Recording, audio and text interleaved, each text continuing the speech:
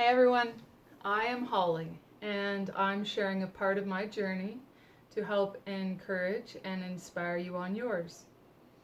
So, we've been traveling around a little bit, and this week my child is in summer camp. He's having an absolute blast. It's given me an opportunity to reflect and rest and recharge and explore and have some time to myself, which has been it's been great. So a few days ago, I was taking my dog for a walk and I sat down on a bench and a lady was walking her two dogs, and my dog is nervous of other dogs, although he warms up pretty quickly now that we've done some training. He was on a farm before and his siblings got picked off by coyotes, so I get the nervousness. So this lady comes walking and she's all tomboy, like how I would usually always dress. Skateboard shorts, baggy white tee, baseball cap, and she sparked up dialogue, and we just kind of spoke about life, what we're doing in the area, our dogs' names. So the small talk, which generates more when you connect on a level, depending on what is spoken about. So the subject always comes up, always, when I speak of my child, about what grade he's going into in September. Everyone brings it up. So I tell her that we homeschool, and she starts speaking about a few things, and I told her a few reasons on why I chose that path. There are many reasons why, although a few of them are the school that my child was in 2020. There has been a 7-year-old who has sexually victimized 13 different families. There are 13 families that are victim to a 7-year-old committing sexual assault. There is a 17-year-old who has also committed sexual assault to 7-year-olds and others. This fact is not around to the parents unless they know one of the victims. The administrative staff has decided that we don't want this information to get out, rather than putting it out there on what they are going to do in order to make sure this doesn't happen again. So that's one reason why. Another reason is something that this lady brought up. Now, she ends up telling me that she is 61 years old and she's a professor in university.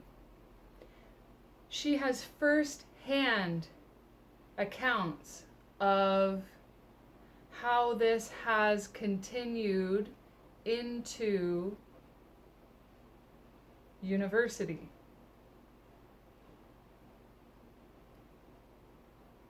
She brought up about the confusion that is in our children right now. The confusion that is brought on by how the school institutions have decided to condition and program our children. When she mentioned confusion, She brought up about her having a daughter with her female partner and raising her as a lesbian couple with a child, and how she was confused growing up and decided that she liked women and decided to label herself as a lesbian when she was 21 years old.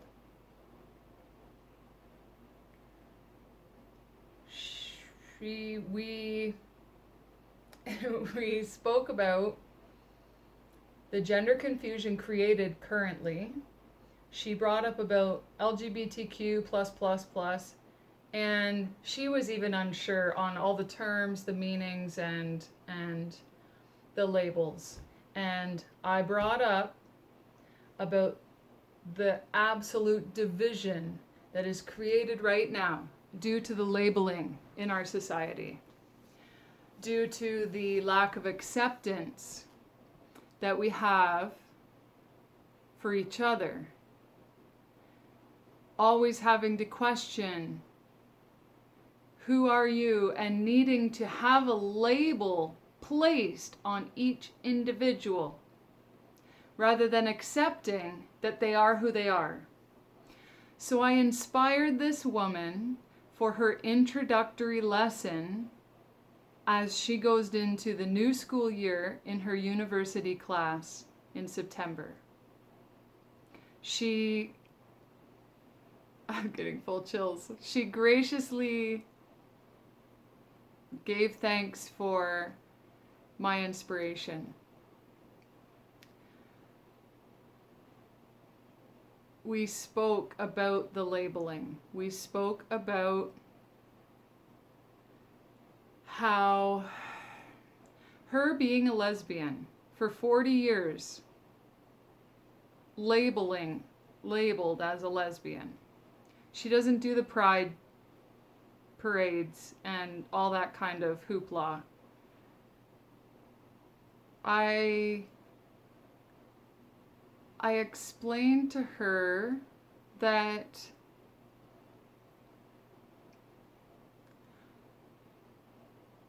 it's one thing to be a lesbian. It's one thing to be gay. It's one thing to be confused on who you are. When you label yourself a specific term, first of all, you have standards that now you need to live up to because that's who you claim you are.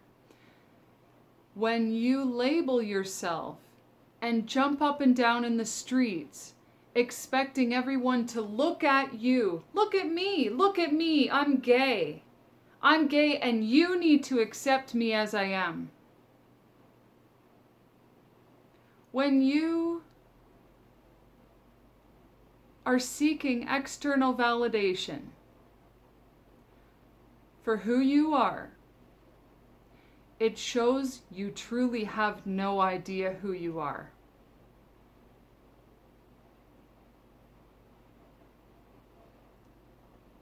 I will say that again and potentially rephrase it in a little different way. When you allow your abandonment issues from your childhood, from your friendships, from your relationships, from your past childhood traumas, the sexual assaults, whatever's happened to you when you were a child, when you allow those abandonment issues to turn into the seeking of external validation, which means you, unhappy in the silence, unhappy being alone, actually feeling lonely, seeking validation from external sources, whether that's social media, whether that's 100 posts a day, including your food and whatever else that you need to share. I gotta go use the toilet, I'll be right back. Like when you need to seek the external validation of someone outside of yourself validating your ego,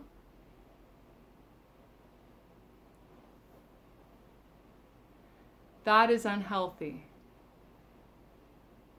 I've been there. I've lived it. I grew up in a household where I always looked for the validation from my parents and never got it. Nothing ever seemed good enough unless I was doing what they wanted me to do.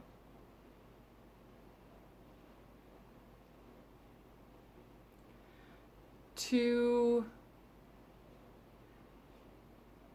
be in a confused state where you need to grasp onto a term to call yourself something, because it's so hard going out into the street and having people ask you who you are.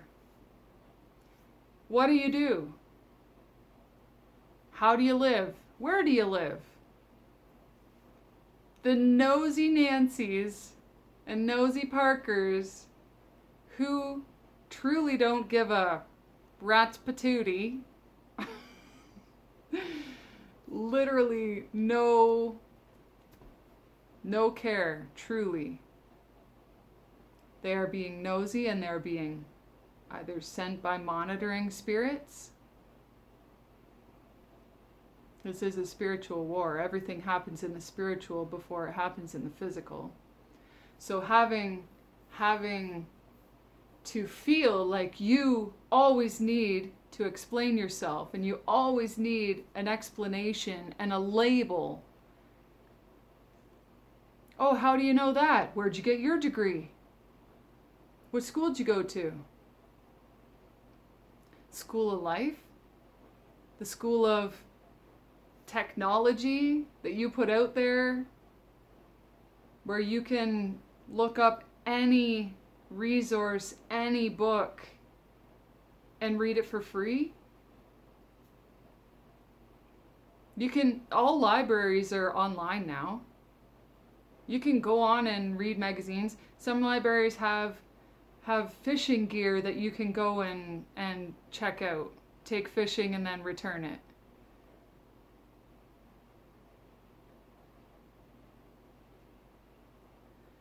So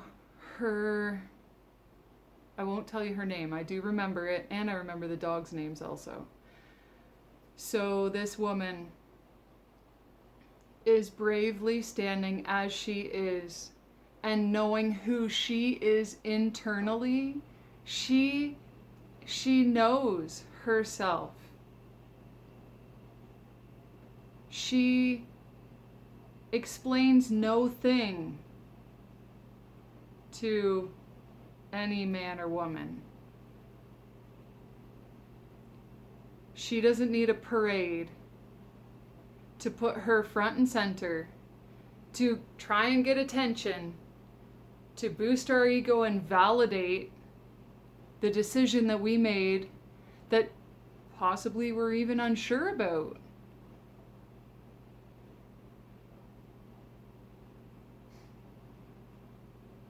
I am extremely grateful to have had that interaction with her and to have inspired her first lesson.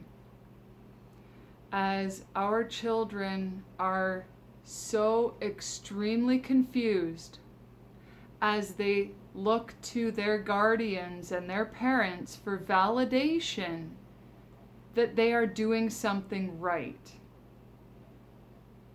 They look to you to fulfill their heart. They want to feel loved. And so now you are allowing the confusion to continue by your child going into school, and they're allowed to bring a litter box in their backpack with them and wear these fuzzy cat ears and be calling themselves furries and peeing and pooping in their backpack in a litter box and carrying it around with them all day. and then going home and their parents going to buy them cat litter because they don't want to make their child uncomfortable, so they want to support their child in their confusion, which is not giving them the validation they need, it's not giving them the love that they need, and it's not giving them the guidance or support. You are securing their future mental health issues, their future confusion, which is already causing suicides in the world. Children, teenagers, due to social media bullying, due to the parents allowing the confusion and then supporting the confusion. You're a male or you're female. You can be a female and like women, and you can be a male and like men. You want to get a sex change? Go for it. Your hormones within you, your energy within you, your masculine energy within you is your action oriented, your drive. Your feminine energy within you is your creative. Your creative imagination. Logical, creative.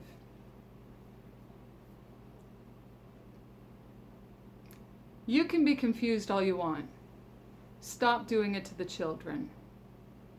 I had a 17-year-old when my child was just in swimming lessons for 2 weeks. I had a 17-year-old apologize to me for his generation. He views it from an outside perspective, and he's in the thick of it. His parents are extremely supportive in a healthy way. He didn't get all caught up in the drugs and alcohol.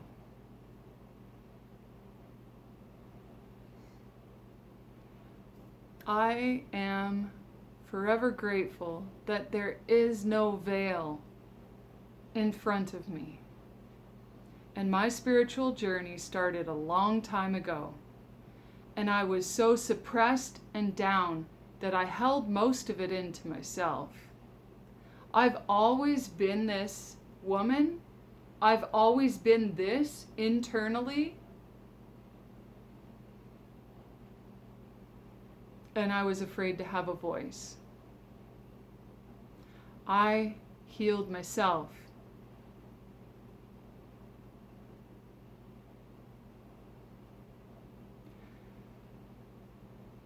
I didn't have the support system I needed.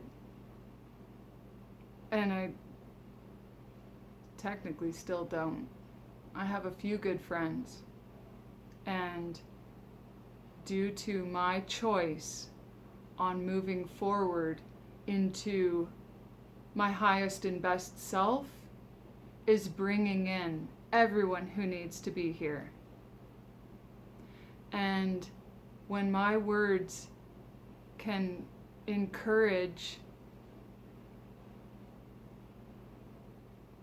a professor of university for her introductory lesson in university, that's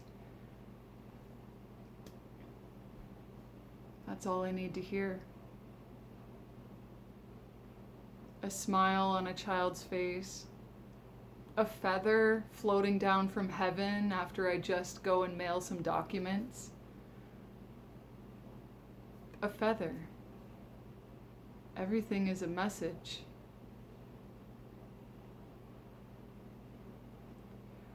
Where is your focus?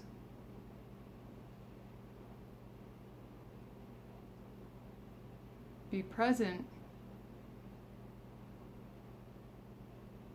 and live with love.